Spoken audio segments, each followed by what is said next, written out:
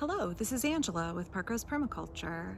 It is a stunning May afternoon here in Portland, Oregon, and I am out in my annual veg patch picking some greens to go into a cassoulet that I'm making for dinner. So I thought this is a good time to talk about this veg, why I grow it, and my favorite tips for preparing it for optimal enjoyment, because I know it is a veggie that some people have a love-hate relationship with.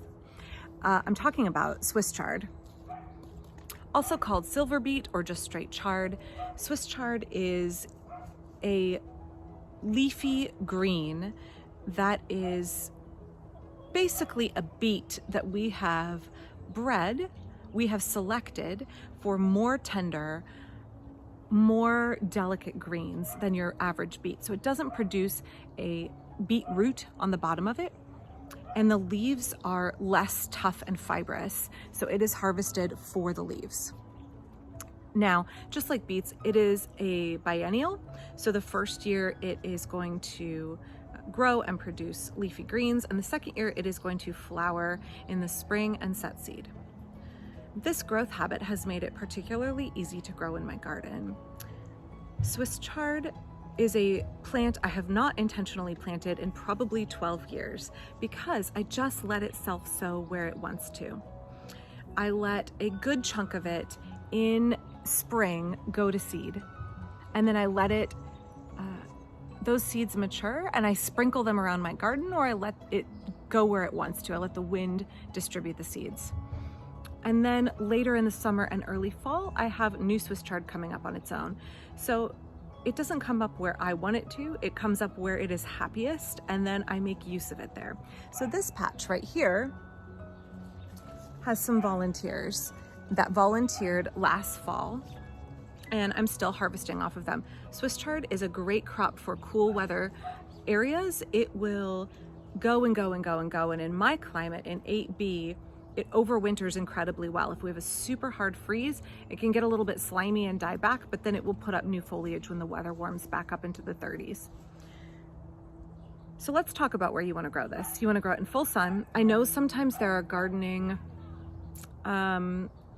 articles that say this is a great veggie to grow in shade. Very few annual veggies can actually be grown in full shade.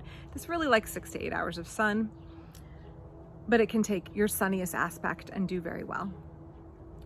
You sow the seeds in the spring or the fall.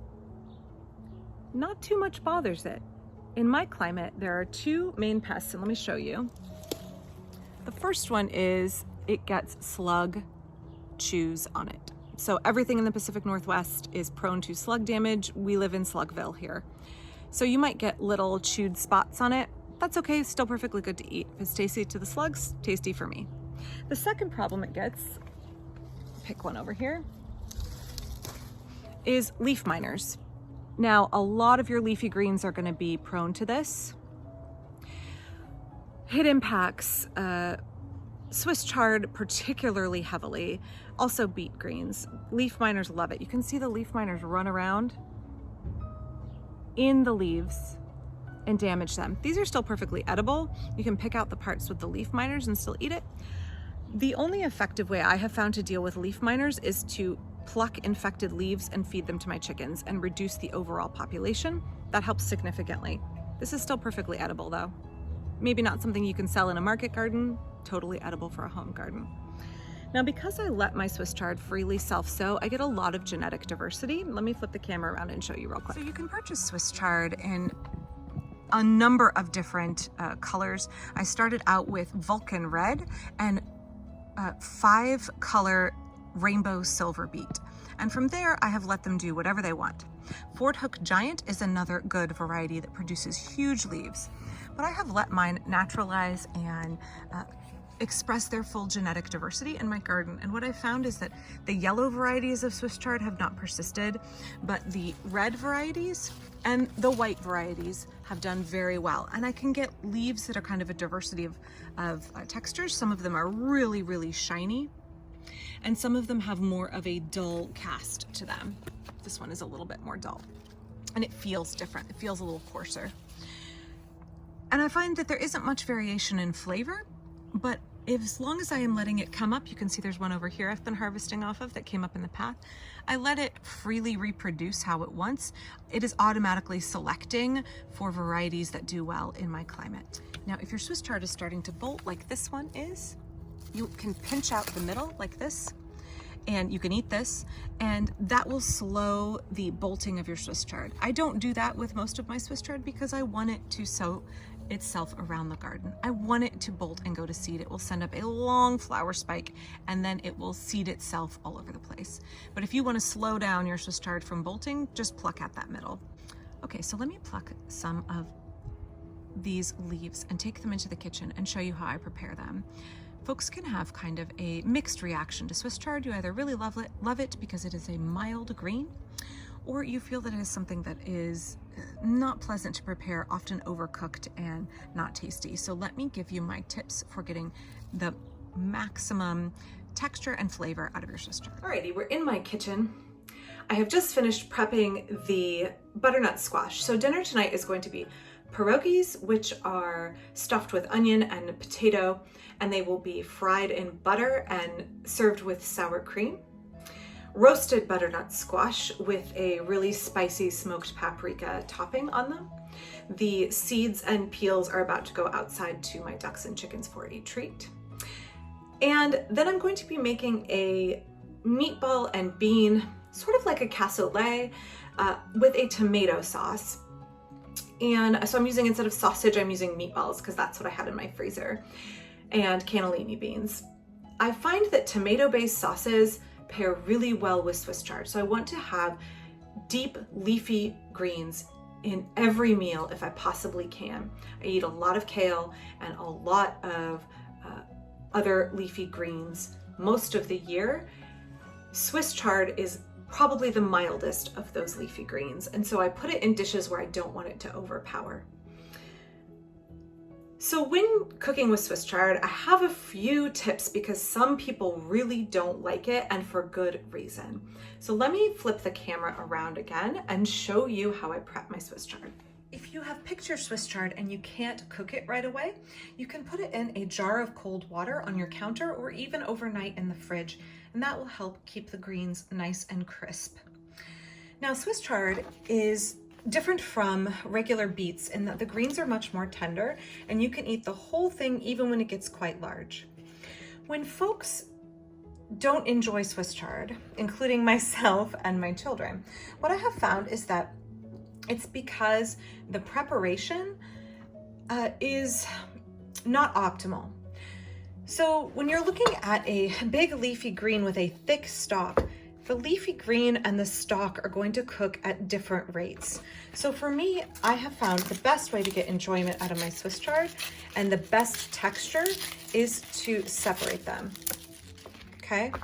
Because this is gonna cook in about 2 minutes. This is gonna take 10 or 12.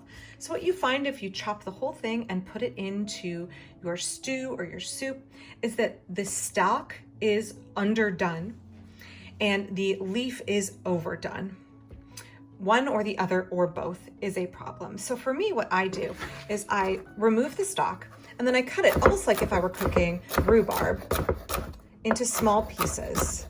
I don't like big stringy fibrous pieces of rhubarb, and I don't like big stringy fibrous pieces of Swiss chard. So if you cut against the grain, you end up with the fibers, only about 1 centimeter long, and it's much more palatable. So I chop all of that up. And I remove the leaves and I put them in a separate pile. If you get down to the tail end here and there's just a little thin piece of stalk, that's okay. So I've chopped my stalks up. And then I want to take my leaves and I'm going to do what's called a chiffonade, which basically is making a ribbon. You can do it with, like basil or any of your leafy greens. And I find rather than having giant chunks that are unpalatable, if you do a chiffonade, I enjoy it a lot more and my kids enjoy it a lot more because it's not a giant, big piece of green. It melds better into the dish. So you just kind of make a roll.